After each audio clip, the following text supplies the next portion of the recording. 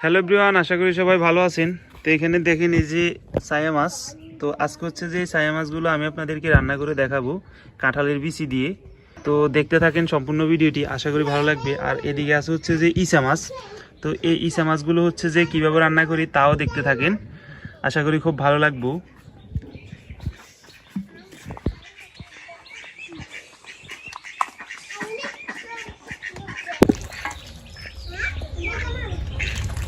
তো এই যে এদিকে হচ্ছে যে ইচা মাছগুলো কুটা শুরু হয়ে গেছে।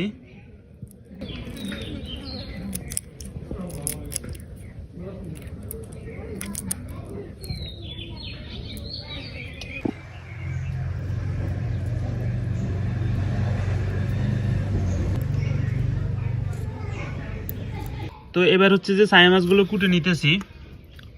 ইচা মাছ কুটা কমপ্লিট। এই যে দেখেন ছায়া মাছ কত মোটা মোটা, একটা আছে কত মোটা।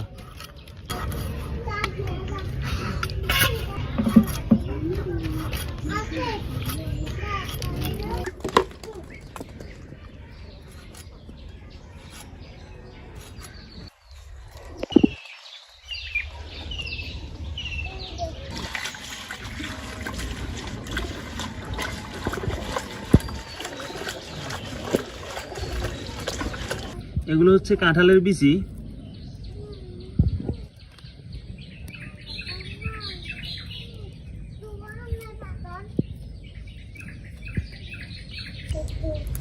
তো এটার হচ্ছে যে সাম্বাটা চুলে নিতে হবে।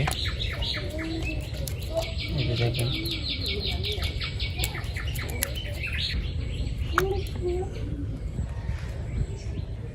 কাঁঠালের বিচিগুলো আছে, এগুলো হচ্ছে যে লাল সাম্বা। তো লাল সাম্বাগুলো হচ্ছে যে এইভাবে ডলি ডলি বা হচ্ছে যে ফাঁকার সাথে ডলি, এগুলো হচ্ছে যে উঠে ফেলতে হবে, নাইলে কিন্তু তরকারি লাল হয়ে যাবে।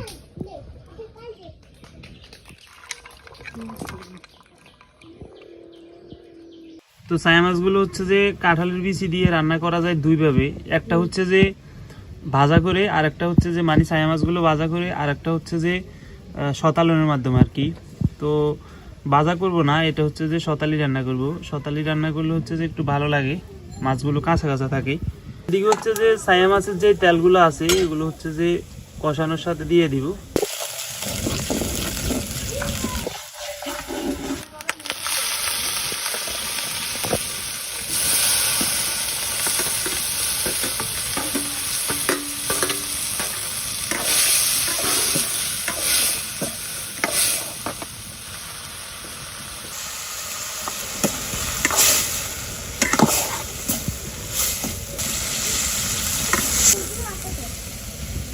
তো এই যে দেখেন এগুলো হচ্ছে কাঁঠালের বিচি। তো এগুলো হচ্ছে যে ভালোভাবে ধোয়ার পর, ওই সময় তো দেখছিলেন লাল, তো ভালোভাবে ধোয়ার পর হচ্ছে যে এখন কালার এটা আসছে। এরপর হচ্ছে যে এক একটা লাল রয়ে গেছে, এই যে দেখেন এটা কিন্তু হালকা লাল রয়ে গেছে এরপরও। তো এখানে হচ্ছে যে যে কাঁঠালের দানাগুলো আছে এই যে দেখেন। তো এগুলো মাছ তো কষায় রাখছি, ওটা তো আপনারা জানেন বা দেখাইছি। তো এই কাঁঠালের দানাগুলো হচ্ছে যে এখন হচ্ছে যে তেলের উপর দিয়ে দিব।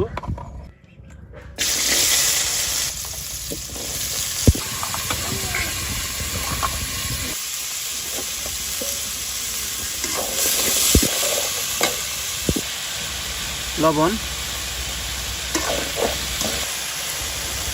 দিয়ে দিচ্ছি, হলুদের গুঁড়া,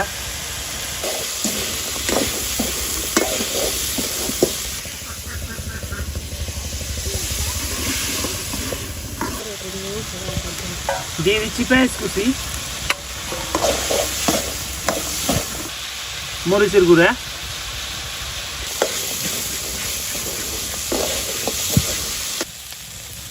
দিয়ে দিচ্ছি জল।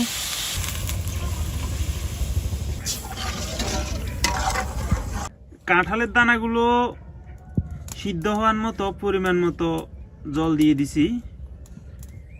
তো এখন হচ্ছে যে সিদ্ধ হওয়ার অপেক্ষা আর কি। তো এগুলো হচ্ছে পটল। তো পটল দিয়ে হচ্ছে যে ইচা মাছ দিয়ে রান্না হইব।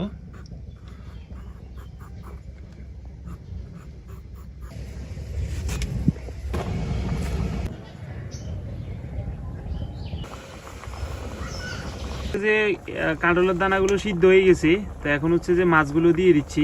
দেন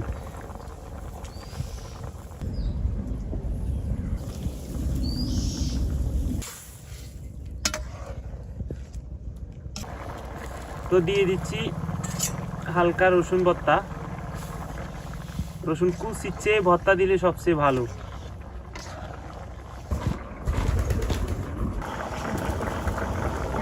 দেখেন বন্ধুরা, তরকারিগুলো হয়ে গেছে, হালকা পাতলা ঝোল রাখছি।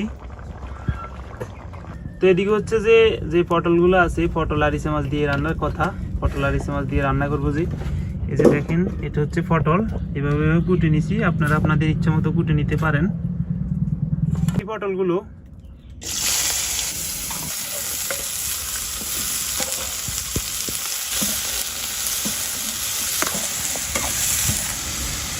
দিয়ে দিছি লবণ, হলুদের গুঁড়া,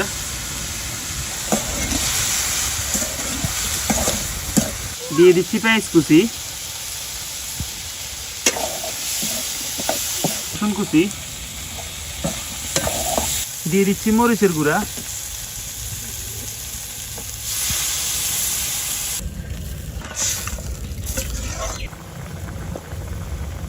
দেখেন যে ইসা মাছগুলো হতালি রাখছি সেগুলো এখন হচ্ছে যে দিয়ে দিব।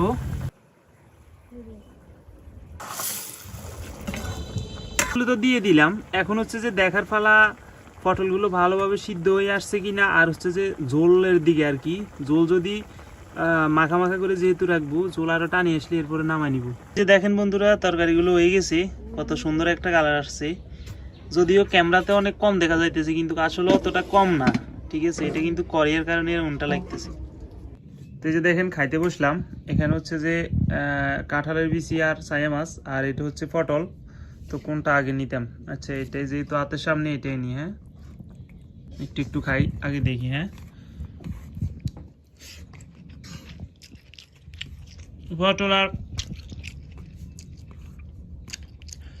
পটল আর ইচা মাছ, এটার আসলে কোনো বাধ্যবাধকতা নাই। এটা এমনিতে ইচা মাছ এমন একটা মাছ, এটা হচ্ছে যে আপনার সব কিছুর সাথে মিলবে। আপনি বেগুন বলেন, তারপরে মানে দুনিয়াতে যত তরকারি আছে, ইচা মাছ সবার সাথে মিলবো। একটু একটা মিশুক বান্ধব আর কি। আর পটলগুলো খুব সুন্দরভাবে সিদ্ধ হয়ে গেছে। পটল আর ইচা মাছ দিয়ে কিছু খাইলাম। এবার হচ্ছে যে কাঁঠালের বিচি আর ছায়া মাছ লইছি। এটা হচ্ছে ছায়া মাছ।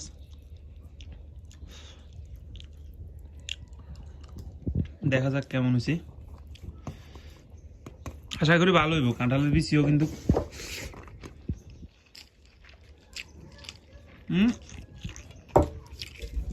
ছায়া মাছের যে তেলটা আছে, খুব সুন্দর একটা ফ্লেভার আসতেছে। আর কাঁঠালের বিচিও খুব সুন্দরভাবে সিদ্ধ হয়ে গেছে। যে কত ভাবছিলাম শক্ত থাকবো, কিন্তু কোনোরকম শক্ত না।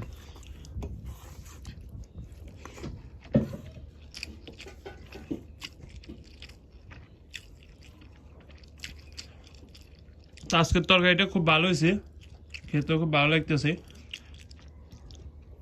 মন চাইলে আপনারা বাড়িতে ট্রাই করে দেখতে পারেন। তো ধন্যবাদ সম্পূর্ণ ভিডিওটি দেখার জন্য। আশা করি সবাই ভালো থাকবেন।